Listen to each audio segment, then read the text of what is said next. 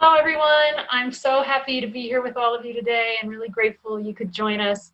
I know this is a sorry excuse for the real thing. Normally, this time of year, we are out on a big, beautiful piece of conserved land under a tent, celebrating the essence of what land conservation means to all of us. This year has been nothing but challenging, and my hope for each of you is that you and your families and friends are all doing okay.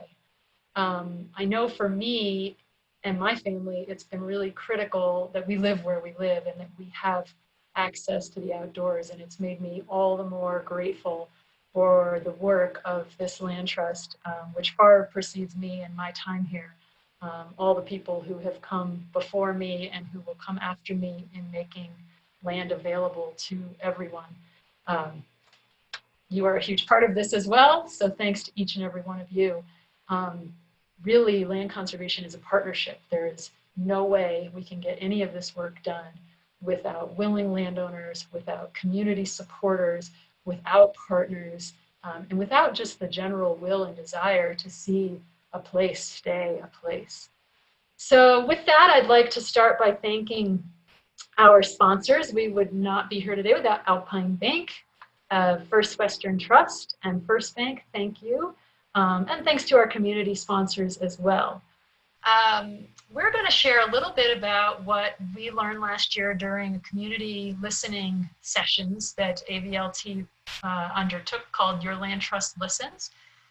We ended up talking to about 550 people from throughout our community, from Aspen to Debec, and just learned so much. And it was such a great process to get to spend some time with you through all sorts of different means. And what that's helping us do is sort of set the course for our next 5 to 10 years here as a land trust. So I wanted to share with you here. We'll pull up a slide if you can all see this. And what this shows is just, we asked a few different questions, mainly like, what are your top concerns? How can conservation help? What do you want to see from your land trust? And what values really matter to you?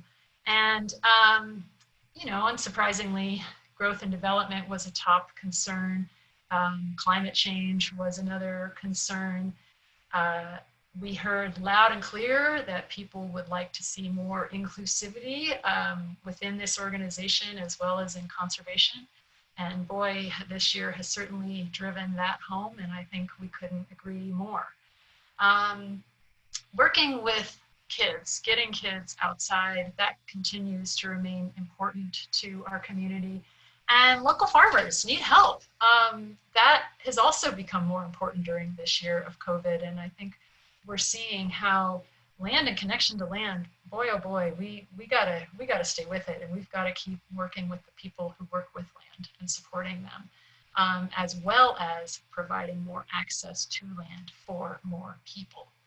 So here is on this next slide, we'll see, these are just some of the conservation values that the conservation works to protect. And while this is not a statistically valid survey, and the results are interesting, but not to be relied on too heavily, we did find it was rather interesting that wildlife came out as a top conservation concern. That is something we've been hearing from a lot of people over the last several years.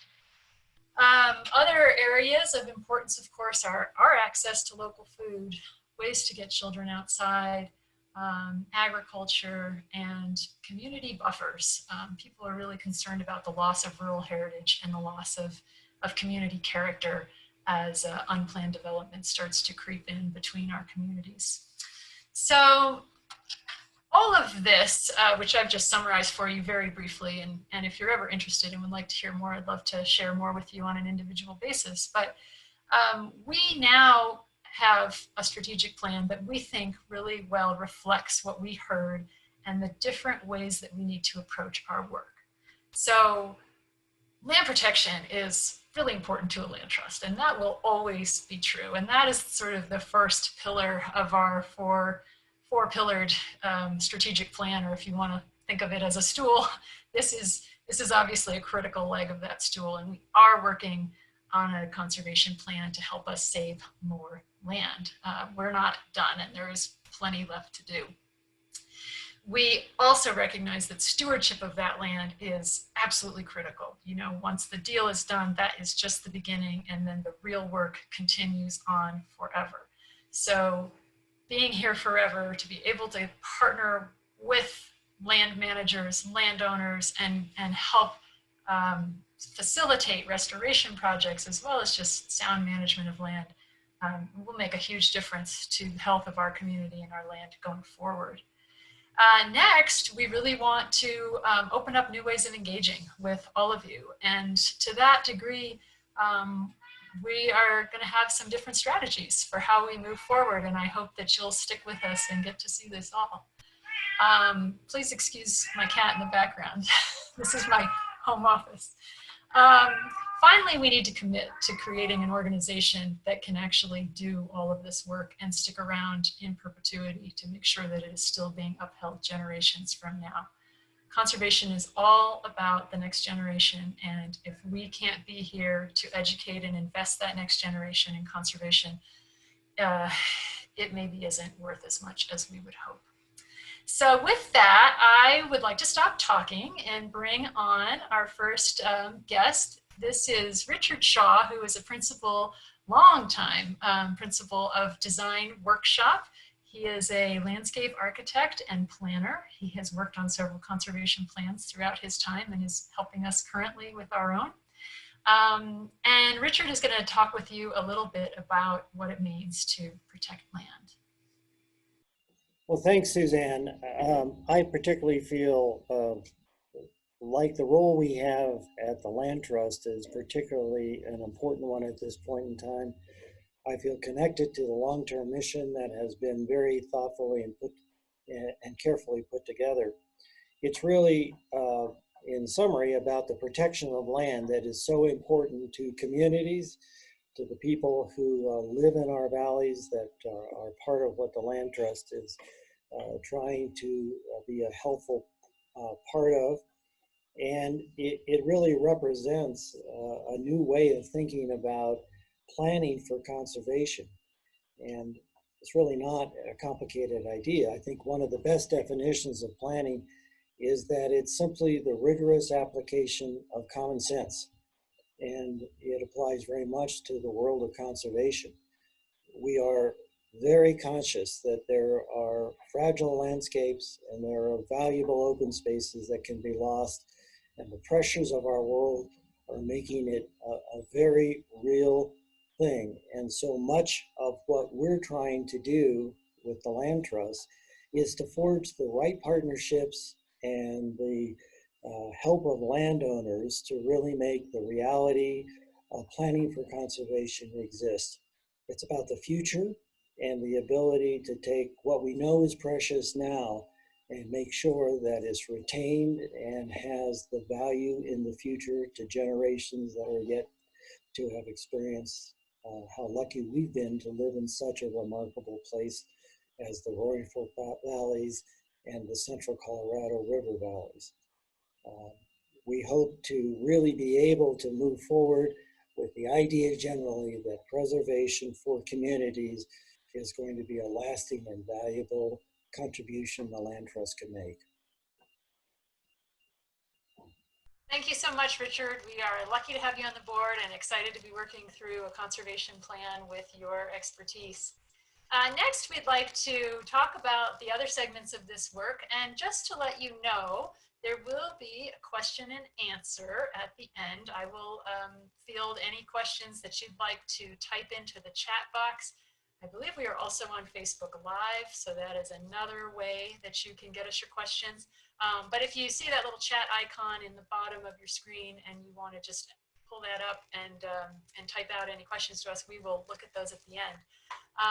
But in the meantime, let's talk with Dave and Sarah and the Crick family about the stewardship side of this work. Hi everyone, thanks for joining us for our coffee break. First off, I want to thank Suzanne for her leadership and vision right now. I'm so proud to work for her and this organization and really feel like we're making a difference. My role with ABLT is the stewardship director. Stewardship basically means that we are taking care of the land now so that we can pass it on to future generations. Through that role, I get to work with all of our different landowners and many of our partners to achieve a common purpose of protecting the land and ensuring that that land is there for those future generations. As part of that, I get to travel around and see the land and meet the people that are on that land. And that has been such an incredible and rewarding experience for me that I have learned so much from and continue to. As part of that experience, I get to work on ABLT's conservation plan. This plan has an overarching purpose of connecting the valley bottoms and the rivers to the higher elevation areas of our surroundings. That will ensure that there are corridors for wildlife to move in and that people will have places to grow food and to connect to their entire environment that surrounds us. I really look forward to the coming years of ABLT and think that we are just getting started and we have a long way to go. And I thank each and every one of you for being a part of this journey with us. And it's raining. I'm so happy that it's raining. We need this water and it makes me just feel refreshed.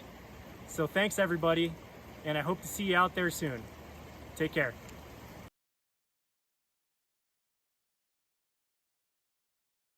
Hey guys, I'm here at Highwater Farm and we're at the Salt River Preserve. This is land conserved by Aspen Valley Land Trust, and we're excited to be growing fresh, healthy produce that we'll be getting back out into the community. We'll also be employing youth out here who will learn some valuable job and life skills. And this wouldn't be possible without the work that ABLT is doing, and we're excited to see you out here. Please visit our website, come out and volunteer. Thanks.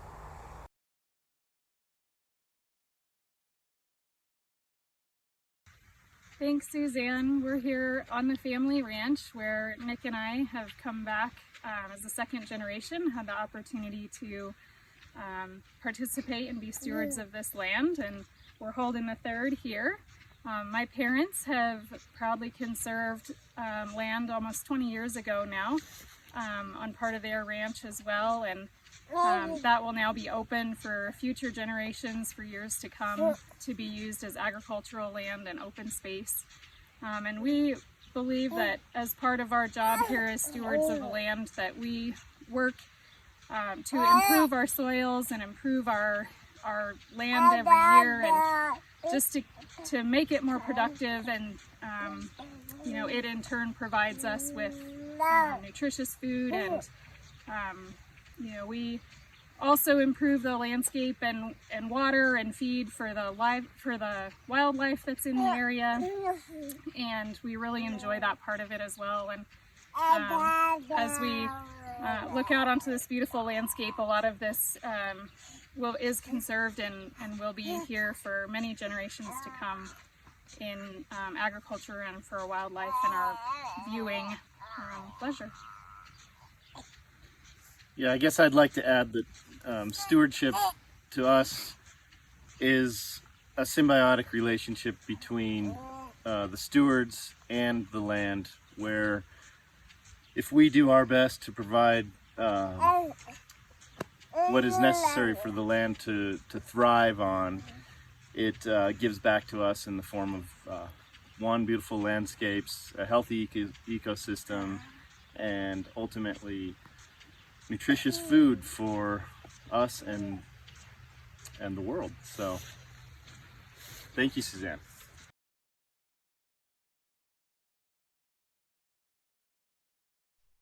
So great to see the next generation out on the land, and such a great reminder of why we all care about this work. I'd like to shift gears now to a heavier but very important topic, and that is, what does diversity, equity, inclusion mean in the context of this work? We do not have all the answers, and we are learning together. We are committed to learning and doing better together. And here to share her perspectives from her philanthropic work around diversity, equity, and inclusion is our board secretary, Ellen Dubé. Thank you, Suzanne. Thank you for supporting AVLT's focus on diversity, equity, and inclusion, and for asking me to talk about these needed actions. AVLT and the conservation community admit it hasn't done enough to change oppressive systems. We commit to act. Many of you responded to our community survey, sharing the great need to recognize and work with diverse communities in conservation. And we thank you. With your support, AVLT has a guide for our actions. Today, my aim is to go deeper into defining why we can't gloss over our true history and how we may do better. By recognizing what Wendell Berry calls our hidden wound, we can teach ourselves and our children to be anti-racist and to act effectively with one another and for our shared land, air, water, and wildlife. I have many experiences in my life where I have fallen short in standing up to an oppressive system. It is these failures that give me an opportunity to face the uncomfortable fact that our individual actions contribute to our economic and social systems that are designed to serve the affluent. It is in one small act after another, like climbing a mountain 1 foot after the other, that we can stand with, celebrate, and act in solidarity with marginalized people and communities. Share with us and one another your input, your insights and experiences. Share with us what your own soul searching has done and gives you direction. We are in hard times, but times with endless possibilities to create both and thinking, to heal shame of our ancestors and ourselves, and create communities that care for one another and for our land. As we care for one another, we can better care for our land that, as George Stranahan reminds us, no one owns, but is entrusted to us to steward and steward together. Thank you, Ellen. Such an important discussion, and of course, the action to back it up is what really matters. So next I want to introduce Brian Hightower, who is our Education and Outreach Coordinator. And he has been working with us for the last several years to increase opportunities for underprivileged students and schools to work and spend time and learn and experience and enjoy the outdoors. There's really no one who can say it better than Brian, so I am just going to turn it over to Brian. Thanks, Suzanne. Well, first of all, I'm really grateful to Aspen Valley Land Trust for recognizing the need a few years ago, not just to conserve land, to prevent development or to protect habitat, but really to foster the next generation of land stewards in this valley. And we've done just that by creating outdoor education opportunities at Marble Base Camp. Teachers and schools around the valley know that kids have needs beyond their walls, and that's why they've really gotten on board with trying to create outdoor ed programs and get kids into nature. Kids need to feel connected to nature, to feel a sense of place. They need to be splashing around in creeks and sitting around bonfires, making s'mores, and teachers know that, and we know that. And so I look forward to the opportunity to expand these programs even more, and I'm really proud to be part of this venture by Aspen Valley Land Trust. I gotta go wander in the woods. Bye.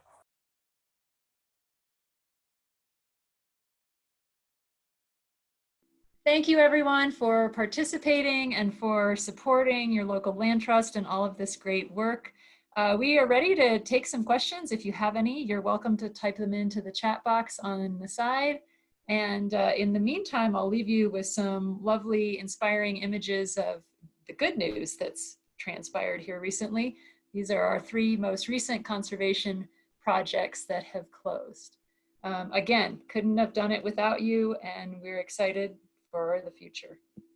Did get a few questions, and would love to just go through those really quickly. The first one we got was, how has the pace of conservation work been affected by coronavirus? And boy, that is a great question. We've been really busy, which is great, but we've mostly been focused on trying to keep everybody safe and happy and taking care of small kids at home. But we have definitely seen and been encouraged by a lot of comments from people just telling us how important land conservation has been to them through this time, just access to fresh air and beautiful places. So we are encouraging you all to continue staying safe out there, but stay in touch with the work, because we've got a lot of great projects going on right now. And I think some of this opportunity will actually be born out of this pandemic. So it'll be very interesting to see what happens here in the future. The next question we got is from, let's see here. How can land conservation help provide solutions for the climate crisis? All right, big one. I love it. Natural climate solutions are a huge part of the total equation, and the climate crisis is going to depend on that a lot. About 20% is the estimate of what natural climate solutions can provide, depending on what you're looking at. So, you know, we've been working for 53 years now with landowners just to protect these amazing places, and it's just a simple goal in mind, which is to take good care of the land and make sure that it is a resource for future generations. This means protecting natural resources from development. It means building healthy soil. It means conserving community open spaces and ensuring wildlife have vital habitat to thrive. It is about protecting wetlands and forests. It is about the way that we run our agricultural programs. So AVLT is just here to support in any way that we can. And I think we'll see more and more ways to do that as we go forward. We've felt very fortunate to work with the landowners and the partners that we have, because they all do such an amazing job of working toward those goals. Finally, the next question, and this will probably be the last one unless anybody else has one here. But I saw that AVLT in the news recently was awarded a GOCO grant to help conserve a local ranch. Can you tell us more about that project? And we would be happy to. Oh, and there is one more question after this. This is the Kaufman Ranch project. We were really fortunate to just get a $2.5 million grant from Great Outdoors Colorado toward the purchase of this ranch, as well as a $2 million pledge from Pitkin County. That gets us about halfway to where we need to go. So this is by no means a done deal. We have a lot of work left to do. But the intention here is to protect wildlife habitat, historic ranch land that has been used here in the valley by the same family, Rex and Joe Kaufman, for 65 years, and some amazing opportunities for the public. So we will expand on those as we build out our plans, and you will definitely learn more, but this is an opportunity to really do some community-driven conservation that will serve multiple benefits. So couldn't be more grateful. Let me see. Just one more here. Oh, a question about whether we've had any discussion on multiple uses with renewable energy production and or farming. And absolutely, this is a huge topic in the land conservation community right now. There is, there's been a traditional sort of tension between renewable energy or any type of energy production and conservation, and we're really working to try to address that. I think part of the climate solution is working with renewable energy companies to help site places that are appropriate, including on conserved lands. So very often we'll encourage our landowners to reserve an envelope for solar or wind power. And, we're just getting a little more creative and a little more flexible as we go forward. The whole intention of conservation is to protect what really matters, but to provide flexibility within that so that we're not totally roped into only the existing set of uses forever. So unless I see any other questions, I thank you all for bearing with us through our technical difficulties. We will send this out in its full form with the volume adjusted and all of that. So hopefully you can hear a little better, or feel free to send it around. And of course, get in touch with me privately if you have any questions or want to have a discussion or go for a walk outside. And we would be super happy to continue the conversation with you. Thank you all so much. Have a great day.